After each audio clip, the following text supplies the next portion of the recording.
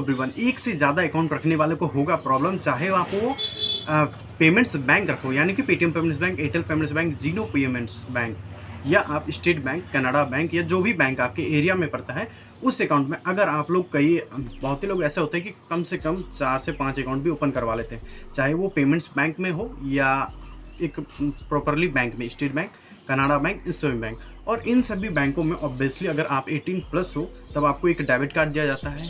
Debit card के charges जो लगते हैं वो लगते ही हैं, अकाउंट में बैलेंस मेंटेन को लगता है। तो आज मैं इसी के बारे में आपको फुल डिटेल दूंगा कि आपको एक अकाउंट रखना कितना चाहिए एक्चुअली में। देखिए, अगर आप पेमेंट्स बैंकों का इस्तेमाल करते हैं, Paytm payments bank, Airtel payments bank, Jio payments bank या फिनो पेमेंट्स बैंक, इन सभी बैंकों में से सबसे बेस्ट बैंक अभी फिलहाल करंट में जिनका ओल्ड यूज़र है, पेटीएम पेमेंट्स बैंक बेस्ट है।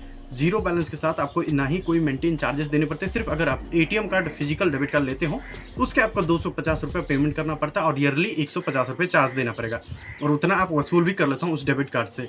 हालांकि अगर आप लोग स्टेट बैंक या कनाडा बैंक या बैंक ऑफ बड़ौदा इन सभी अकाउंट में वीडियो कॉलिंग अकाउंट ओपन करते हो तो इन सभी बैंकों में आपको मिनिमम बैलेंस मेंटेन करना पड़ता है एरिया के ऊपर से। कई बैंक ऐसे हैं कि अभी तो आपके चार्ज नहीं लेगी, जब अकाउंट ओपन करेगा वहाँ पर डिटेल दिखा दिया जाएगा कि आपको जीरो बैलेंस अकाउंट ओपन होगा, 1 रुपया भी चार्ज नहीं लगेगा। लेकिन समय समय पर अपडेट्स आती रहती है, जिस तरह पेटीएम पेमेंट्स बैंक अपने 30 तारीख को अपडेट कर रही है।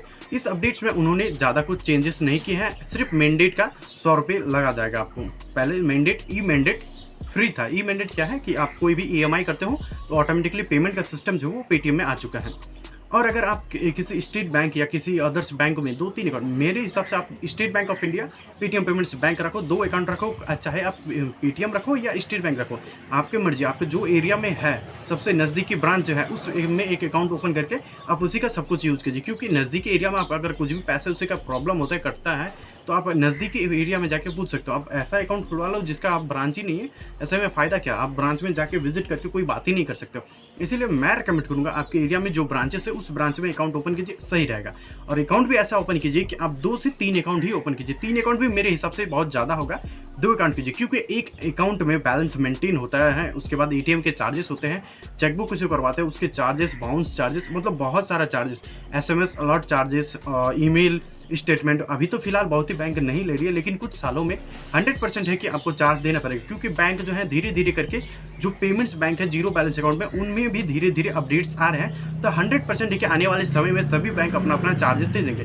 जिस तरह एयरटेल पेमेंट्स बैंक अभी फिलहाल वर्चुअल डेबिट कार्ड के 30 तारीख से चार्ज ऐड कर रही है, 30 रुपये आपको चार्ज देना पड़ेगा। हो सकता है पर ईयर या पर मंथ कहीं भी देना पड़ सकता है। तो इसीलिए मैं रेकमेंड करूंगा, अगर आपके पास बैंक अकाउंट ओपन करवाना जा रहे हैं, जो करवा लिया तो वो तो क्लोज करवा सकते हैं ब्रांच विजिट करके ऑफलाइन प्रोसेस से। और जिनको अकाउंट ओपन करना है अभी फिलहाल, तो मेरे हिसाब से 2 बैंक में अकाउंट ओपन कीजिएगा, सही रहेगा। आप लोग एक हिसाब से ट्रांजेक्शन कर सकते हो, और अपने नाम पे तो 2 ही अकाउंट ओपन करवाना सही रहेगा। आई होप आपको ये छोटी सी इन्फॉर्मेशन अच्छी लगी, वीडियो को लाइक कीजिएगा, दोस्तों को शेयर कीजिएगा, चैनल को सब्सक्राइब कर लिया। Thank you so much. मिलते हैं आपके साथ अगले इन्फॉर्मेशन के साथ।